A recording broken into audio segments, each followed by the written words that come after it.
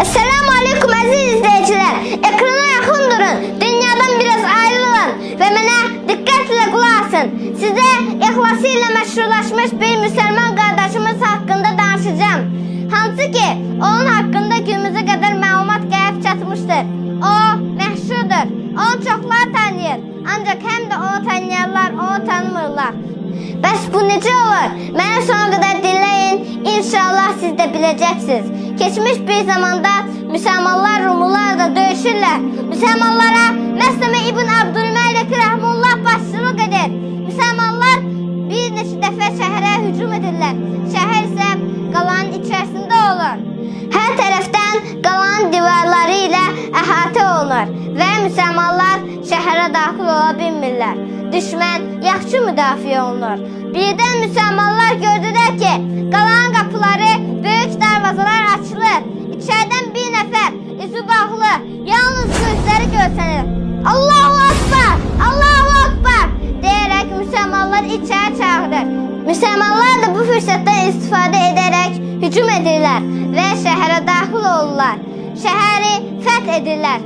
Döyüş qurtardıqdan sonra Məsleme İbn Abdülməlik Rəhmullah ordunu bir yerə toplayır. Soruşur ki, kim idi qalanın qapılarını bizlərə açan və necə qapını aça bildi? Cavab olaraq ona deyirlər ki, bir nəfər yerin altı ilə şəhərə daxil olmuşdur. Yəni qalanın bayaq tərəfindən torpağı qazaraq yerin altı ilə qarşı tərəfə keçmişdir.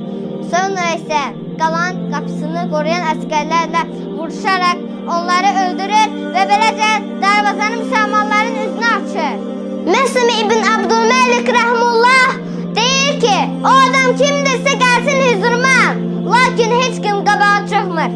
Sonra isə deyir, mən əmr edirəm, həmin adam kimdirsə gəlsin hüzuruma, yenə də heç kim çıxmır. Üçüncü dəfə isə deyir, Allahın adıyla and verirəm ki, o adam kimdirsə gəlsin hüzuruma. Bir nəfər gəlir, üzü bağlı, yalnız gözləri görsənir və deyir, məni qalanın qapılarını açan həmin adam göndərib. Gəlmişəm sizə onun şərtlərini deməyə. Onun 3 şərti var. Bu şərtlərə əməl etsəniz, bəlkə öyrənə bilərsiniz o şəxs kimdir. Birinci şərt budur, onun adını soruşmayacaqsınız.